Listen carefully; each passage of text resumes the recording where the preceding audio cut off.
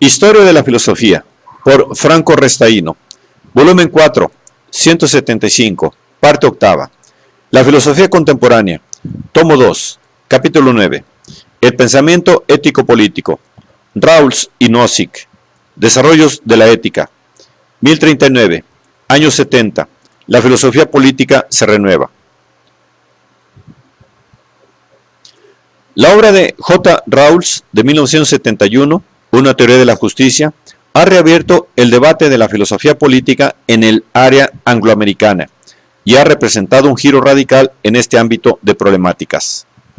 Su efecto es parangonable al producido en la filosofía de la ciencia por la obra de Kuhn de 1962, La estructura de las revoluciones científicas. Después de la publicación de la obra de Rawls, en efecto, ha cambiado el horizonte teórico dentro del cual el debate entre filósofos de la política se ha vuelto a encender de un modo vivaz y con aportaciones de gran relieve. En particular, las de R. Nozick, Anarquía, Estado y Utopía, de 1974, y de R. Dworkin, de 1977, que constituyen respuestas a Rawls y propuestas radicalmente diferentes respecto a los problemas clave afrontados por Rawls. Este debate ha correspondido y ha afectado casi exclusivamente al área angloamericana por razones bien precisas. Esta área, a diferencia de la europea continental, había permanecido inmune en nuestro siglo a la influencia del marxismo, tanto en su forma originaria como en la forma que le dieron el leninismo y sus derivaciones. La tradición de filosofía política que había predominado había sido la liberal, sobre todo en la versión utilitarística que, iniciada por Hume y Bentham, había encontrado su exposición clásica en el ensayo de J. S. Mill on Liberty, de 1859. Russell en Gran Bretaña y Dewey en los Estados Unidos habían dado a esta tradición una impronta muy democrática en el periodo comprendido entre las dos guerras. Después de la Segunda Guerra Mundial, una nueva versión del liberalismo había sido propuesta de forma militante y antiautoritaria por K. Popper en la afortunadísima y muy influyente obra de 1945, La sociedad abierta y sus enemigos, que se resentía de la inminente guerra fría entre el occidente liberal, el mundo liberal, y el oriente hegemonizado por el pseudosocialismo de la Unión Soviética.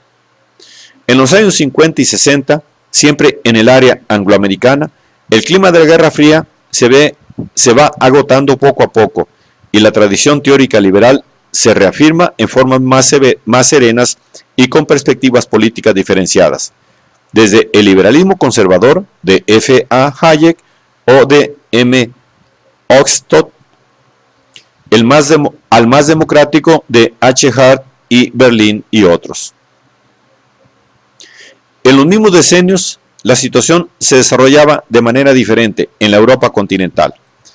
Aquí el problema clave, en filosofía política, estaba representado por la tradición marxista, que en los años 10 y 20 había sido diversamente enriquecida con contribuciones teóricas significativas, sobre todo en el área centroeuropea, desde R. Luxemburg a G. Lukács, o de E. Bloch a K. Korsch, de Lenin hasta en los años 30, Gramsci y los teóricos frankfurteses, Horkheimer, Adorno y Marcuse, y sus amigos Benjamin. La línea vencedora había sido la leninista, a cuya sombra creció y se constituyó como doctrina oficial de un Estado y de un movimiento comunista internacional. La ortodoxia marxista-leninista que sofocó cualquier intento de replanteamiento crítico. Entre finales de los años 50 y principios de los 60, resurge en la Europa continental, fuera del área soviética, todo aquello que había sido sofocado en los decenios anteriores. Reaparecen o aparecen por primera vez en algunas áreas los autores que hemos mencionado. Es la época dorada del llamado marxismo occidental, con el cual dialogan sea la tradición liberal, sean distintas fees religiosas y filosóficas, hasta entonces muy críticas con el marxismo. El punto más significativo de la nueva fortuna del marxismo está representado por la crítica de la razón dialéctica de J. P. Sartre, de 1960, el cual afirma solemnemente que el marxismo es la filosofía de nuestro tiempo, dentro del cual el mismo existencialismo se piensa y se sitúa.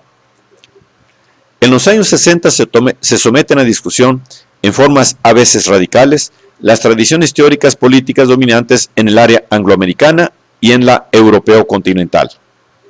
En el área angloamericana son sobre todo los movimientos por los derechos civiles vinculados a las minorías de color, los que organizan la oposición a la intervención estadounidense en el Vietnam, y después los movimientos para la liberación de las mujeres que atacan desde la izquierda el sistema liberal y las teorías que lo defienden.